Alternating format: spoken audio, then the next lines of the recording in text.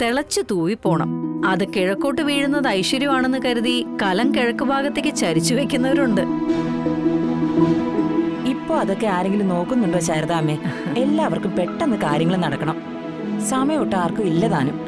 ശരിക്കും ശാസ്ത്രം പറഞ്ഞ ഈ അടുപ്പ് കത്തിക്കേണ്ടതേ ഗണപതി ഹോമം നടത്തിയ അഗ്നികുണ്ഡത്തിൽ നിന്നെടുത്ത തീ കൊണ്ട.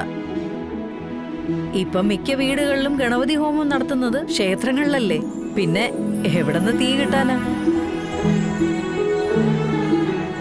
ചോദിച്ചാ പുതിയ വീട്ടില് പുക പിടിക്കുന്ന കാലം പോയൊരു പോക്കേ. വിശ്വാസങ്ങൾ അനുസരിച്ച് മനുഷ്യരുടെ സാഹചര്യങ്ങൾ മാറിക്കൊണ്ടിരിക്കുകയാണല്ലോ. ആ ഇനിയിപ്പോ പുതിയ വീട്ടിൽ കയറി വരുമ്പോ അങ്ങനെയൊക്കെ ചെയ്യാം അല്ലടോ? എല്ലാം നടക്കും, സമയാവട്ടെ. പുതിയ വീടിന്റെ പാലുകാച്ചും നടക്കും. ദേ ഈ ജയശ്രീയുടെ കല്യാണവും നടക്കും. എനിക്ക് എന്നാണാവോ ഇതേപോലെ പാലുകാച്ചിലും ഗണപതി ഹോമമൊക്കെ നടത്താൻ പറ്റുന്നേ? ഗണപതി ഹോമം ഏതെങ്കിലും അമ്പലത്തിൽ നടത്തിയാൽ മതി. പിന്നെ പാലുകാച്ചലല്ലേ, അത് വൈകുന്നേരം വീട്ടിൽ പോകുമ്പോ ഒരു കവർ പാല് വാങ്ങിച്ചോണ്ട് പോയാ മതി.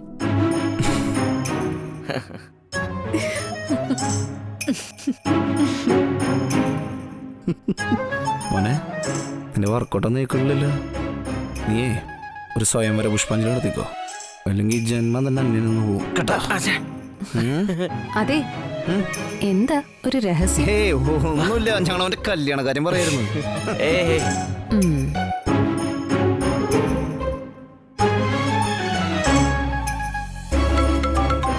വിഷ്ണുട്ടാ ആ ഫോണൊന്ന് എടുത്തേ.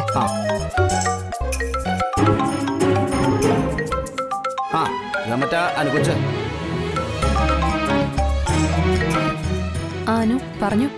ആ മാഡം ഹരിതകേരളം പരിപാടിക്ക് MLA വരുന്നുണ്ട്. ജോൺ എബ്രഹാം സാറിന്റെ നേതൃത്വത്തില് കാര്യങ്ങൾ പ്ലാൻ ചെയ്തിരിക്കുന്നത്. ഞാൻ എത്തിക്കോളാം. എന്തെങ്കിലും ഒരു പോരായ്മ പറഞ്ഞ് പരാതിപ്പെട്ടിയില് പരാതി നിറയ്ക്കാൻ കാത്തിരിക്കുക ജോൺ സാറ്. അതിന് നമ്മളായിട്ടൊരു അവസരം കൊടുക്കരുതേ മാഡം.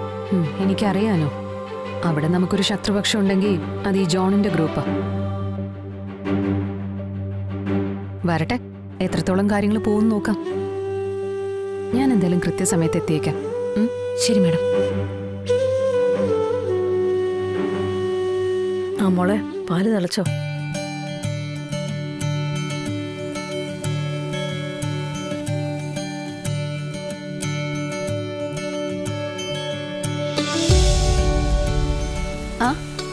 ദേ അമ്മേ, തളച്ചാ പൊങ്ങട്ടെ, പൊങ്ങി തൂവട്ടെ. ആ ഭാഗ്യം, കിഴക്കോട്ട് തന്നെയാ തൂകിയത്.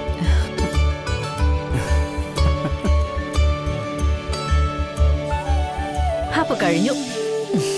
മോളെ, ഇത് ഓഫ് ചെയ്തിട്ടേ പഞ്ചസാര ഇട്ട് കലക്ക്. ഓഫായില്ലടി.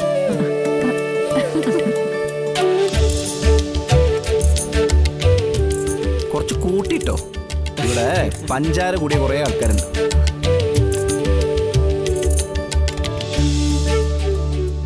എടി, ഇനി ഈ പാല് വേണം എല്ലാ ഗ്ലാസ്സിലും ഒഴിച്ച് എല്ലാവർക്കും കൊടുക്കണം.